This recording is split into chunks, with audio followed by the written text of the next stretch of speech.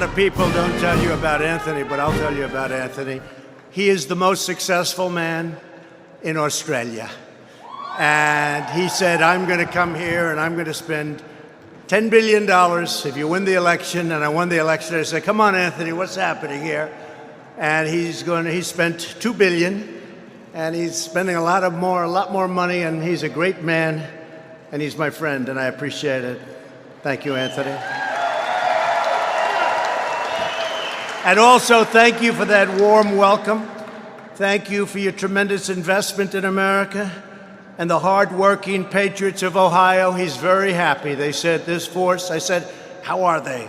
Are they as good as I think? He said, even better. That doesn't always happen. That doesn't always happen.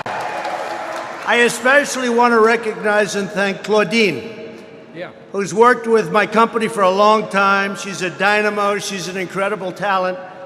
And when I found out she was with Anthony, I said, wow, that's a combination that cannot be beat. Where's Claudine? Claudine, thank you. That's an impossible combination to beat. Good. We're profoundly grateful to be joined today by one of America's greatest friends and most loyal allies, somebody that's become a very good friend of mine. We had an unbelievable event at the White House. You probably saw it on Friday. Australian Prime Minister Scott Morrison. And he recently won the election in Australia, some of you know. And it was supposed to be close, and he blew him away. Because he believes a lot of the same things I believe, I guess. That helps. He blew him away. He's a great gentleman, and they love him in Australia, and they now love him in the United States of America, too. Thank you for being with us. It's a great evening. Thanks also to Ambassador Arthur Culverhouse. Way to go. You made it. You made it, my friend. And his Australian counterpart, Ambassador Joe Hockey. Thank you, Joe. Tough cookie, Joe is, right? I hear that. We're honored to be joined by two great champions for Ohio workers, Senator Rob Portman and Congressman Jim Jordan. Where are they? Thank you. Thank you, Jane. Thank you very much. Jim? No. How would I do wrestling, Jim? 128-1, I don't know. I'm bigger than he is. I don't know, Jim. You could have. Thank you. Thank you. Thank you, Rob. I appreciate you being here. Appreciate it. Jim, thank you very much. And finally, thank you to General Manager Ed Kersey and everyone at Pratt Industries. Thank you very much. This is a very special occasion. Today, we celebrate the extraordinary economic partnership between our nations, and we proudly declare that Pratt Industries and this great, great state of Ohio is open for business. Open for business. And Pratt has pledged, as I said, to invest many billions of dollars in the United States. It's okay if you come back to Ohio. You know, you can keep coming back here. I think we want him back. He'll do another couple of plants. And it's been an incredible victory having Anthony and the whole Pratt Industries here. But it's been really a victory for American workers, American manufacturing, and American jobs. We love jobs. When this plant is fully operational, hundreds of Ohio workers will have full-time jobs with quality health care, retirement benefits, and really great wages. You guys all getting good wages, I guess, right? Good? Huh? They say yes. They're so happy you could probably reduce them a little bit, Anthony. No, we're only kidding. We're only kidding. But I'm especially excited to announce that 1 in 4 workers at this plant is a veteran, great American veteran, right? Right?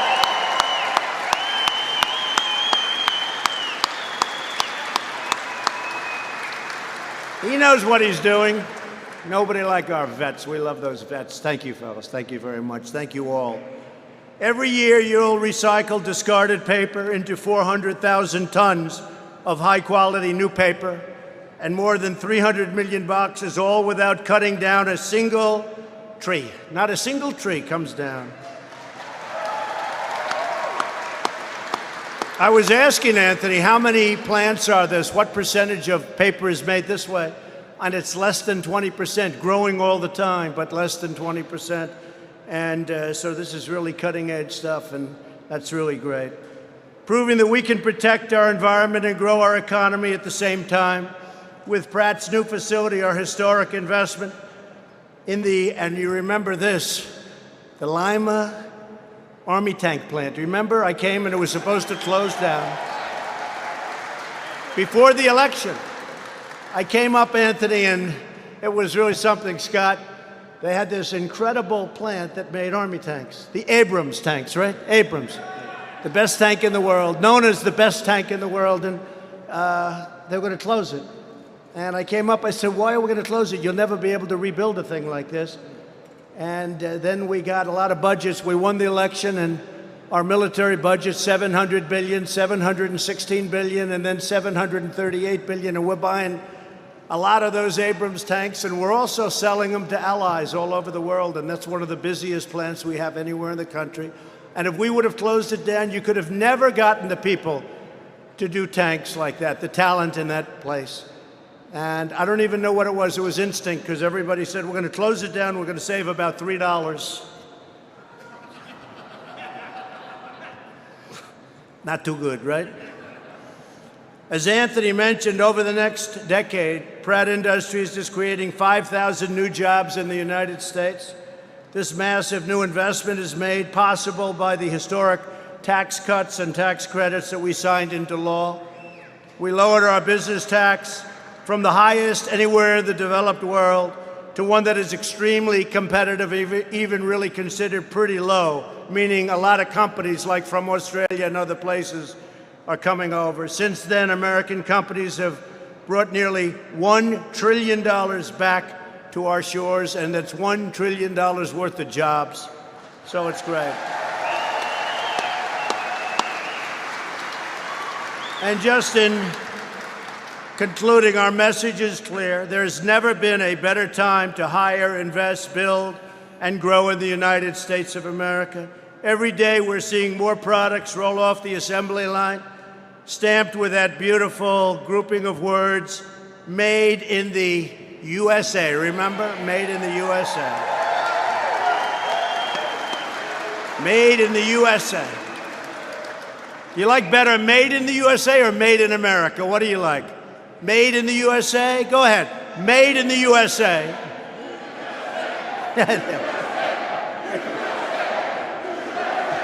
I think that's it. Made in the USA. I love those little polls. They cost me nothing, and we learn a lot. It's like, which hat do you like better? MAGA? Make America Great Again? Or Keep America Great? Look at all these Keep America Great. Whoa. Whoa. It's going to be Keep America Great, and that's, believe it or not, but we're never getting rid of MAGA. We never leave. You'll buy that if you want. You'll get it. We'll give it to you. We'll do whatever we have to do. But Make America Great Again, we'll never forget that phrase, will we, huh? We'll never forget that phrase. Foreign-owned companies invested an additional $250 billion in America last year alone, including more than $3 billion from your great country, Mr. Prime Minister. Thank you very much. Australia, what, $3 billion. When I ran for president, I promised to fight for Ohio jobs and Ohio workers, and that's exactly what we've done. And right now, you've got the lowest unemployment you've ever had. You have the most successful state that you've ever had. And Jim Jordan and Rob and everybody have been incredible, and I want to thank you. I want to thank all of the political folks that are with us. Been great.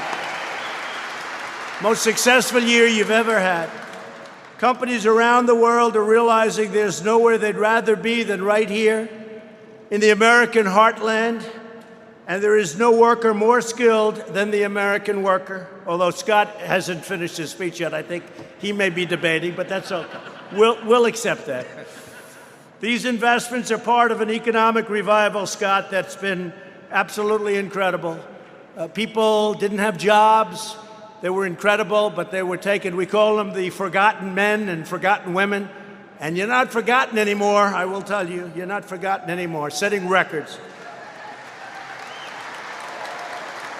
Since the election, we've created more than 6 million new jobs. We've created nearly 90,000 new jobs right here in Ohio. And almost 1/4 of those jobs are in the manufacturing, which everybody said will never come back to the United States. They said a previous administration, a certain administration, said they'll never come back. You'd need a magic wand. I'm sure you don't remember that, folks. I remember. More than 7 million Americans have been lifted off of food stamps in the United States since our election. And last month alone, nearly 600,000 people, think of that, 600,000 people joined our workforce. In the last year, the average worker has seen way over 100, well, just listen to this one. In the last year, you're over $1,000, but the number's as high as $3,000, $4,000, $5,000 extra in the pocket, 13 straight months of wage growth of at least 3%. That hasn't happened for many years. I used to speak, and I used to say that this is 2.5, 3 years ago, during the campaign, I'd say that people made more money 21 years ago working one job than they did working 2 and 3 jobs just 3 years ago. And now those wages are going up. And more importantly, you're able to go and find jobs. If you don't like it here, if you don't like it someplace, you can go around and you can find everybody's looking and they're paying. And it hasn't been like this for 25 years at least. Unemployment claims in Ohio have reached the lowest they've been in 41 years. And African American, Hispanic American, Asian American unemployment have reached the lowest levels ever recorded. African American and Hispanic American poverty rates also reached the all-time low records in the history of our country. Today, as we restore the might of American manufacturing, and that means jobs to me, we also strengthen the enduring bonds between Australia, which is truly a great country, and the United States.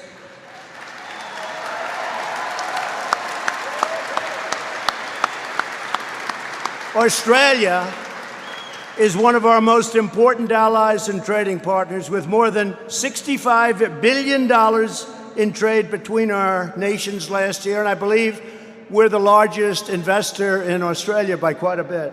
We invest a lot of money in Australia. It's an incredible people to deal with. Unlike so many other nations, Australia upholds the principles of fair and reciprocal trade. For this reason, America is committed to further growing, expanding, and strengthening, Scott, our trade and commerce relationships between the United States and Australia. And Mr. Prime Minister, I want to thank you for your commitment to fair trade policies that bring vast benefits and jobs to both of our countries, because that's what's happened, both of our countries. And here in Ohio, we see the shining example of the wonderful future we can build together, a future where proud, independent nations uplift each other and the world by uplifting their own citizens, a future where our families are prospering, our communities are thriving like never before, our economies are booming, our confidence is soaring, our citizens are proud, and our nations are greater than ever before. And I can say it for us, but I can also say that for Australia. Australia right now is greater than it's ever been before. So I want to thank you, Anthony, for everything you've done, and Pratt Industries. What a great investment. He is definitely a man of his word. He said, I do it, and he did it. And he's going to do more.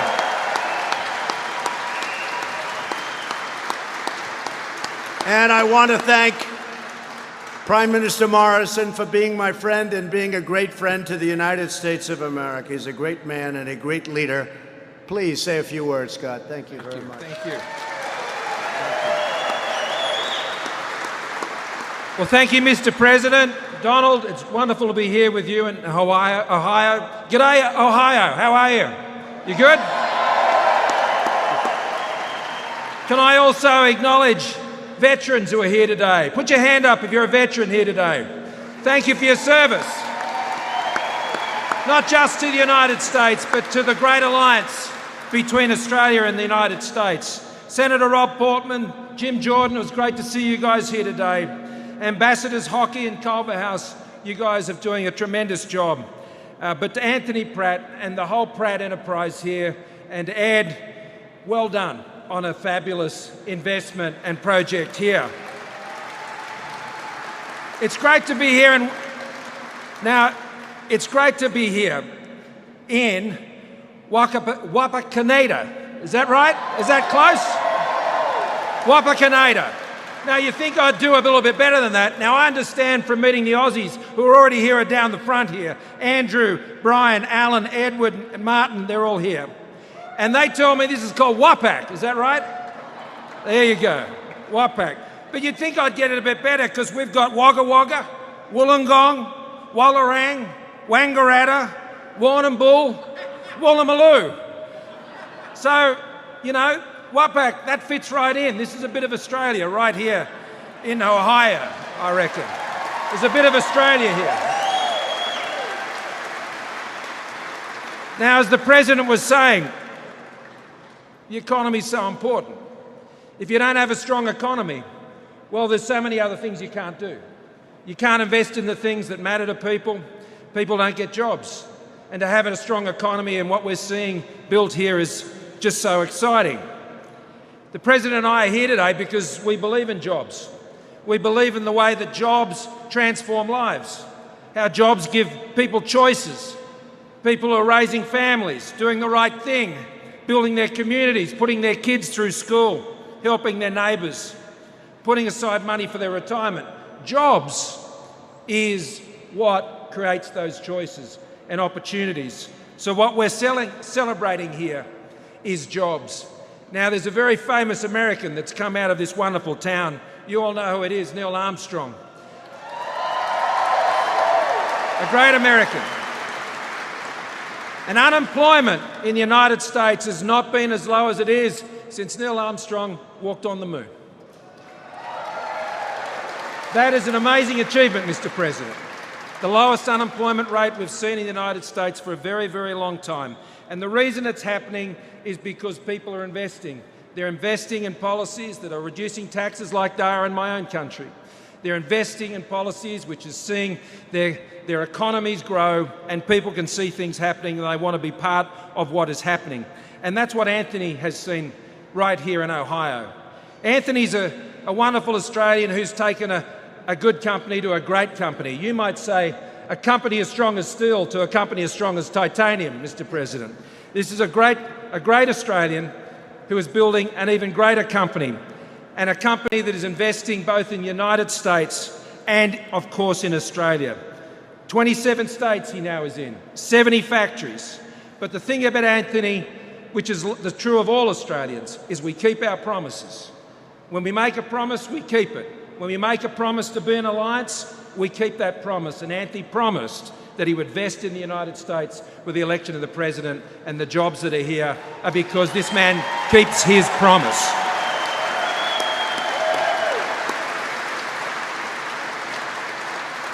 So, Mr. President, thank you for the opportunity to be here today.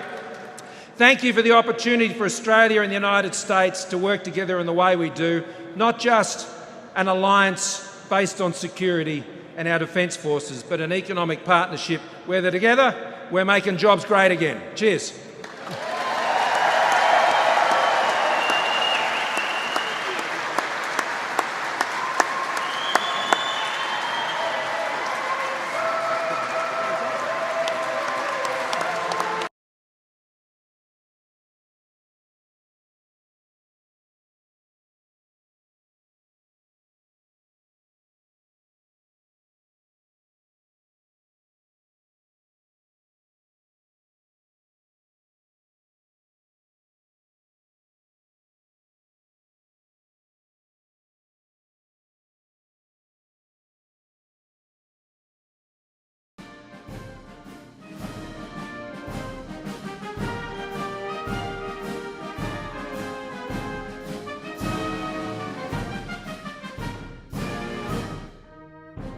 All right, folks, thank you very much for joining us and choosing us as your stream of choice. President Trump delivering a speech with the Prime Minister of Australia, Mr. Morrison.